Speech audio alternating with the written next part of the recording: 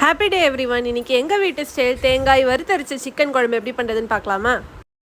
இந்த ரெசிப்பியில் வந்துட்டு தேங்காய் சேர்த்துக்காதவங்க கூட கண்டிப்பாக இதில் தேங்காய் சேர்த்துருக்கோங்கிறது கண்டுபிடிக்க மாட்டாங்க. நம்ம ஃபஸ்ட்டு இந்த ரெசிபி எப்படி பண்ணுறதுன்னு பார்க்கலாம். அது சின்ன வெங்காயம், பூண்டு, வரமிளகா போட்டு நல்லா வணக்கி எடுத்துக்கலாம்.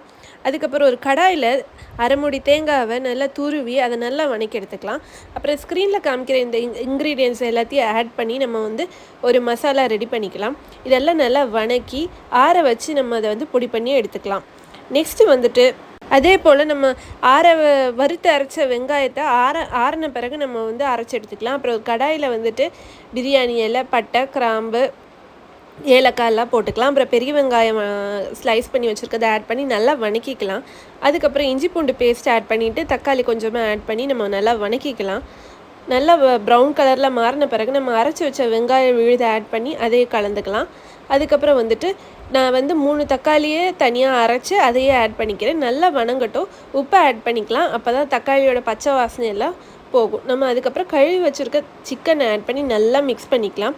அதுக்கப்புறம் நம்ம வந்து வறுத்த தேங்காய், அப்புறம் நம்ம வந்து அரைச்சி வச்ச மசாலா எல்லாத்தையும் ஆட் பண்ணி நம்ம மிக்ஸ் பண்ணிக்கலாம். நல்லா கலந்து விட்டுட்டு நம்ம வந்துட்டு கொஞ்சம் தண்ணி ஆட் பண்ணிக்கலாம். அதுக்கப்புறம் இதை குக் பண்ணி எடுத்தால் நமக்கு சூப்பரான மட்டன் குழம்பு ரெடி. இந்த ரெசிபியை கண்டிப்பாக ட்ரை பண்ணி பாருங்கள். இது ரொம்ப நல்லா இருக்கும்.